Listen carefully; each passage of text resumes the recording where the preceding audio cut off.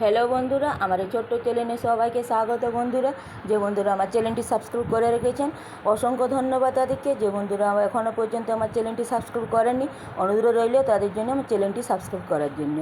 এই যে আজকের আমার রেসিপি, আমি ব্রেড দিয়ে রসমালাই বানাবো। কীভাবে বানাচ্ছি আমার ভিডিওটা একটা লাইক দিয়ে প্রথম থেকে শেষ পর্যন্ত দেখতে থাকুন বন্ধুরা। এই যে ব্রেডের চারিপাশে যে ব্রাউন অংশটা আছে এগুলো আমি কেটে বাদ দিয়ে দেবো। এই যে দেখুন, আমি কেটে বাদ দিয়ে দিচ্ছি।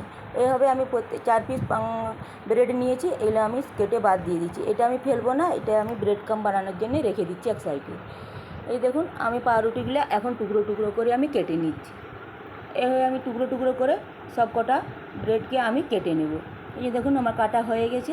এখন একটা গ্রাইন্ডারের মধ্যে নিয়ে এটা আমি গুঁড়ো করে নেব। এই যে দেখুন, আমি গ্রাইন্ডারের মধ্যে আমি তুলে দিচ্ছি সব কটা, দিয়ে এটা আমি গ্রেট করে নেব। এই যে দেখুন, আমার গ্রেট করা হয়ে গেছে বা গুঁড়ো করা হয়ে গেছে। এখন আমি ফ্রাই প্যান বসিয়ে দিয়েছি।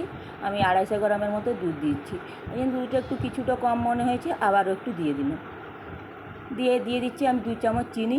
দুধের সাথে চিনিটা মেল্ট হয়ে যাওয়ার জন্য আমি অপেক্ষা করব। এই যে দেখুন, দুধটা ফুটে গেছে, চিনিটাও আমার মেল্ট হয়ে গেছে। এখন আমি পাউরুটির যে গুঁড়োটা আমি করে রেখেছিলাম সেটা এখন আমি দিয়ে দিচ্ছি দুধের মধ্যে। দিয়ে এটা একটা আমি ড্রো বানিয়ে নেব। এই যে দেখুন, গ্যাসটা কিন্তু আমার মিডিয়াম ফ্লেমে আছে বন্ধুরা। এইভাবে আমি একটা ড্রো বানিয়ে নেব। এই যে দেখুন, আমি ডোটা আমার হয়ে গেছে। একটা আমি আলাদা পাত্রে তুলে নিয়েছি, এটা কিছুক্ষণ ঠান্ডা করে নিয়েছি। দিয়ে আমি নিয়েছি একটা ছোটো বাটিতে হাফ বাটি গুঁড়ো দুধ। আমি প্রথমে 3 চামচ গুঁড়ো দুধ দিয়েছি, দিয়ে 1 চিমটে বেকিং পাউডার আর দিয়ে দিচ্ছি 1 চামচ ঘি। দিয়ে এটা আমি ভালো করে হাত দিয়ে মেখে নেব।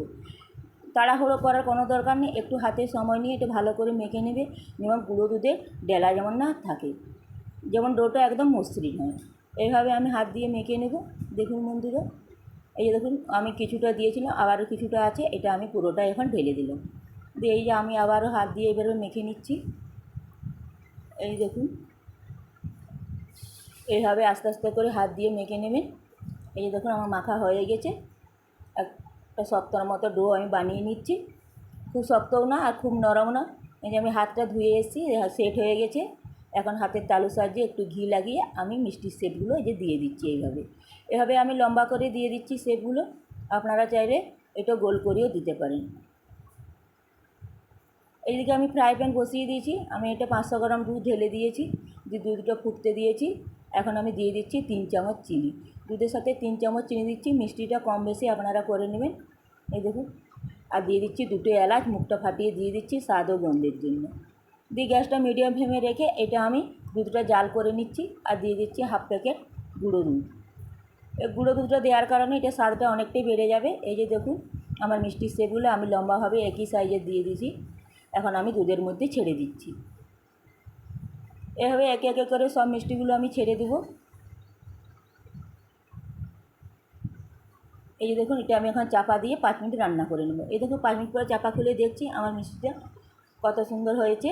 এই দেখুন, ফুলে একদম ডবল হয়ে গেছে। এখন দিয়ে দিচ্ছি আমি 1 চিমটে কেশরটা দিয়ে আবারও আমি চাপা দিয়ে 5 মিনিট রান্না করে নিচ্ছি। এই যে দেখুন, 5 মিনিট পরে আবার চাপা খুলে আমি এখন দেখছি। এখন আমি গ্যাসটা বন্ধ করে আমি আবারও কিছুক্ষণ রেখে দিয়েছিলাম চাপা দিয়ে। 5 থেকে 7 মিনিট রেখে দিয়েছিলাম গ্যাসটা বন্ধ করে। এই দেখুন, আমার এটা হয়ে গেছে। আমার রেসিপিটা যদি আপনাদের ভালো লেগে থাকে বন্ধুরা, অনুরোধ রইল আমার চ্যানেলটি সাবস্ক্রাইব করার জন্য। আর বাড়িতে আবার বানিয়ে খেয়ে দেখবেন কেমন হয়েছে, কমেন্ট করে আমাকে জানাতে ভুলবেন না কিন্তু। এই যে দেখুন, দেখতেও যতটা সুন্দর, খেতেও কিন্তু অসাধারণ বন্ধুরা। আমি একটা কেটে দেখাচ্ছি।